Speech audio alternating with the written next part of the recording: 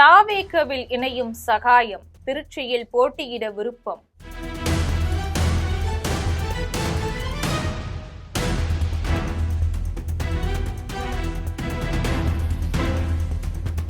மாநிலங்களவையில் பதவி கொடுக்கும் விஜய்.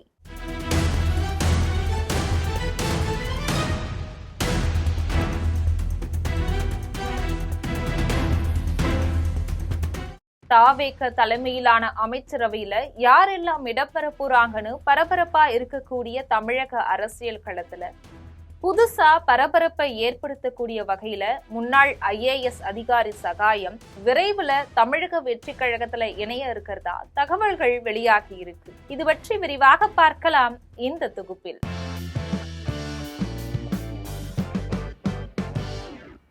இரண்டாயிரத்து 26 சட்டப்பேரவை தேர்தல்ல முதலா களமிறங்கின நடிகர் விஜய் தலைமையிலான தமிழக வெற்றி கழகம் 108 இடங்கள்ல வெற்றி பெற்று தமிழகத்துடைய முக்கிய அரசியல் சக்தியா மாறியிருக்கு. முதல்வரா விஜய் பொறுப்பேற்ற பிறகு அடுத்த கட்ட நகர்வுகள் குறித்து தொடர்ந்து ஆலோசனை நடந்துட்டு வருது. இந்த நிலையில பெரம்பூர் மற்றும் திருச்சி கிழக்கு இந்த 2 தொகுதிகளையுமே போட்டியிட்டு வெற்றி பெற்றிருந்த விஜய் திருச்சி தொகுதி உறுப்பினர் பதவியை ராஜினாமா செஞ்சார். இதையடுத்து திருச்சி கிழக்கு தொகுதி காலியா இருக்கிறதா தேர்தல் ஆணையம் அதிகாரப்பூர்வமா அறிவிச்சிருக்கு.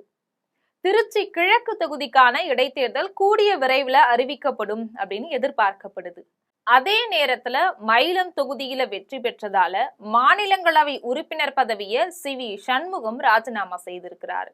இதனால காலியா இருக்கக்கூடிய மாநிலங்களவை இடத்துக்கும் கூடிய விரைவில் தேர்தல் நடக்க இருக்கு.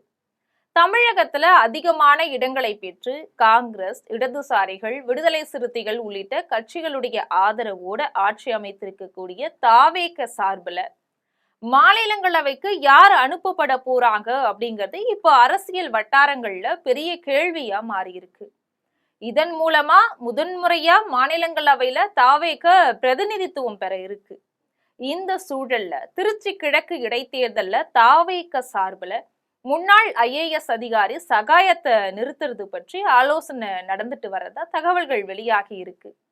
நேர்மையான அதிகாரி அப்படிங்கிற பெயரை பெற்றிருந்த சகாயம் கடந்த சில ஆண்டுகளாகவே சமூக மற்றும் அரசியல் கருத்துக்களை பேசிட்டு வந்தார். குறிப்பா விஜய் தலைமையிலான அமைச்சரவை பதவியேற்பு விழாவில் சகாயம் பங்கேற்றது பரபரப்பை கிளப்பி இருந்தது. அதன் பிறகு அவரு தாவேகவில் இணையலாம் அப்படிங்கிற தகவல்கள் தொடர்ந்து பரவிட்டு வருது. இதுக்கிடையில மாநிலங்களவை உறுப்பினர் பதவிக்கான பட்டியலையுமே சகாயத்துடைய பெயர் பரிசீலனையில இருக்கிறதா சொல்லப்படுது.